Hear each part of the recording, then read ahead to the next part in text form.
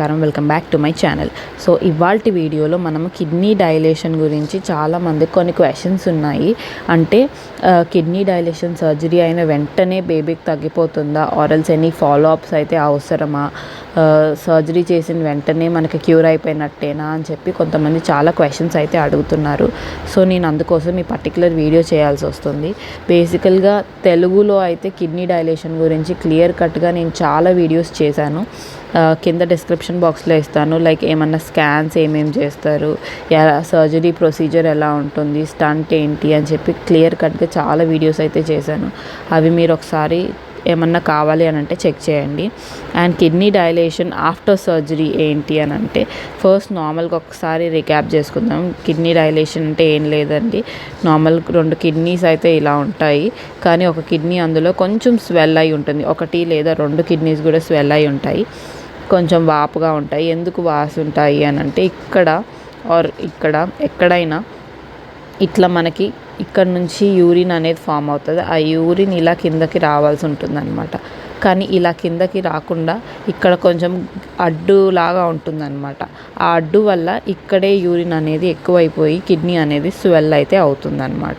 నార్మల్గా సర్జరీ కోసం ఏం చేస్తారంటే, ఇక్కడ ఎక్కడైతే అడ్డులాగా అందో దాని వరకు కట్ చేసేసి డాక్టర్స్ తీసేస్తారనమాట. మళ్ళీ అలా మూసుకోకుండా ఉండడానికి కొన్ని డేస్ వరకు స్టంట్ అయితే వేస్తారనమాట. ఇక్కడ నుంచి స్టంట్, కిడ్నీ లోపల నుంచి కింద వరకు స్టంట్ అయితే వేస్తారు పెద్దది. తర్వాత ఒక 45 డేస్ టు 50 డేస్ తర్వాత ఏం చేస్తారంటే, మళ్ళీ ఒక 2 డేస్ మనం హాస్పిటల్లో ఉంటే ఆ 2 డేస్లో మళ్ళీ సర్జరీ అనేది కొంచెం ప్రొసీజర్ ఉంటుంది. ఆ ప్రొసీజర్ చేసేసి ఈ స్టంట్ అయితే రిమూవ్ చేసేస్తారనమాట. And it is not a very big thing.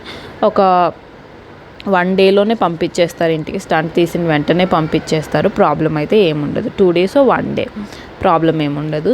And first surgery అయిపోయిన తర్వాత అయితే ఒక 1 వీక్కి ఒకసారి, 2 వీక్స్కి ఒకసారి హాస్పిటల్కి అయితే వెళ్ళాల్సి ఉంటుంది ఫాలో అప్ కోసం. అంటే బేబీకి ఏం రియాక్షన్ లేదు కదా అని తెలుసుకోవడం కోసం మనం ఒక 2 వీక్స్, సర్జరీ అయిపోయిన 1 వీక్ తర్వాత, 10 డేస్ తర్వాత ఒకసారి హాస్పిటల్కి అయితే వెళ్ళాల్సి ఉంటుంది. స్టంట్ రిమూవ్ చేయడం కూడా అంతే ఇంపార్టెంట్. ఇప్పుడు కొన్ని రోజుల తర్వాత కూడా తీపిచ్చొచ్చు కదా అని అనుకుంటే ఏమవుతుందంటే, ఈ స్టంట్ చుట్టూ కిడ్నీ స్టోన్స్ అనేవి ఫామ్ అయిపోతాయి అన్నమాట. ఇలా ఫామ్ అవ్వడం వల్ల మళ్ళీ ప్రాబ్లం వస్తుంది. Maximum within 2 to 3 months, 4 months, 5 months లోపు తీపిచ్చేసుకుంటే చాలా మంచిదన్నమాట. దాని తర్వాత ఏంటంటే, ఇప్పుడు బేబీకి పుట్టిన ఫస్ట్ మంత్లోనే సర్జరీ అయింది అని అంటే నెక్స్ట్ ఫస్ట్ బర్త్డే కల్లా 3 monthsకి ఒకసారి మామూలు అబ్డామినల్ స్కాన్స్ అయితే తీపిచ్చాల్సి ఉంటుంది అనమాట. 3 monthsకి ఒకసారి ఒక అబ్డామినల్ స్కాన్ తీపిచ్చాలి. At the end of 1 year EC or DTPS scan అయితే తీపిచ్చాలన్నమాట.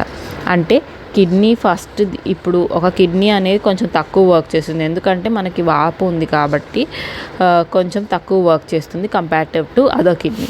సో అసలు ఎలా 2 సమానంగా వర్క్ చేస్తున్నాయా లేదా, కొంచెం ప్రోగ్రెస్ ఉందా లేదా అని తెలుసుకోవడం కోసం మనకి 3 monthsకి ఒకసారి అబ్డామినల్ స్కాన్, లాస్ట్ 1 year తర్వాత ఒక డిటిపిఎస్ స్కాన్ ఆర్ ఈసీ స్కాన్ అనేది చేయించాల్సి ఉంటుంది. అది అయిపోయిన తర్వాత నెక్స్ట్ కమింగ్ సెకండ్ ఇయర్ ఏం చేయాలంటే, 6 monthsకి ఒకసారి అబ్డామినల్ స్కాన్ తీపిచ్చాలన్నమాట. 6 monthsకి ఒకసారి అబ్డామినల్ స్కాన్ తీపిచ్చాలి. సెకండ్ ఇయర్ ఎండింగ్కి, అంటే సెకండ్ బర్త్డే వస్తుంది కదా, ఫస్ట్ బర్త్డే కాకుండా సెకండ్ బర్త్డే ఎండింగ్కి మళ్ళీ ఒకసారి ఈసీఆర్ డిటిపిఎస్ స్కాన్ చేయించాలన్నమాట. ఈ సర్జరీతో ఏంటి అని అంటే ప్రాబ్లము, ఫస్ట్ పుట్టిన వెంటనే సర్జరీ చేపిస్తే బేబీకి 2 years తర్వాత, అంటే సెకండ్ బర్త్డేకి మనకి తెలుస్తుందన్నమాట, లైక్ ఆ సర్జరీ అనేది సక్సెస్ అయిందా లేదా అని చెప్పి. సో అది తెలియడం కోసం మళ్ళీ మనం ఈసీఆర్ డిటిపిఎస్ స్కాన్ అయితే చేయించాల్సి ఉంటుంది. ఆ స్కాన్లో 2 కిడ్నీస్ నార్మల్గానే వర్క్ చేస్తున్నాయి అని మనకు రిపోర్ట్ వస్తే అప్పుడు సర్జరీ సక్సెస్ అయింది అని చెప్పి మనం చెప్పగలుగుతామన్నమాట. ఈ 2 years వరకు కూడా మనకి సర్జరీ సక్సెస్ అయిందా లేదా అని మనం చెప్పడానికైతే లేదు.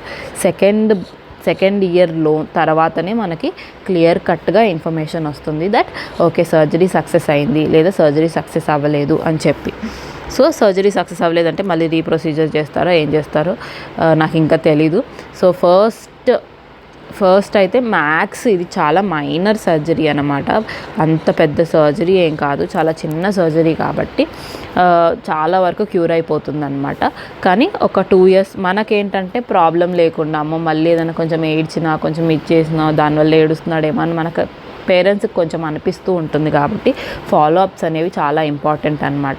3 monthsకి ఒకసారి అట్లా చేయించుకుంటే, అండ్ సెకండ్ ఇయర్లో అయితే 6 monthsకి ఒకసారి చేయించాలి. అండ్ చాలామంది అంటూ ఉంటారనమాట, ఏంటి ఆల్రెడీ బేబీ చాలా హెల్తీగా ఉన్నారు కదా, ఆర్ ఎల్స్ ఇంత హెల్తీ ఉన్న బేబీని ఎందుకు హాస్పిటల్స్ చుట్టూ తిప్పుతున్నారని చాలామంది చాలా రకాలుగా అంటారు. But it is not correct. ఎందుకంటే బయట దెబ్బ అంటే మనకు తెలుస్తుంది, ఓకే ఫైన్ ఇది ఇంతవరకు నయమైంది ఇంతవరకు నయమైంది అని చెప్పి. కానీ లోపల ఉండే ప్రాబ్లం కాబట్టి వాళ్ళకి ఏమైనా బాధ ఉన్నా ఆ మూమెంట్లో మనకు చెప్పుకోలేరు అనమాట. సో కంపల్సరీ నేనైతే సజెస్ట్ చేస్తున్నాను, స్కాన్స్ అనేవి అయితే అస్సలు స్కిప్ చేయొద్దు. కొంచెం హెల్తీగా ఉన్నా ఏమున్నా కానీ కొంచెం స్కాన్స్ అనేవి మ్యాండేటరీగా చేయించండి.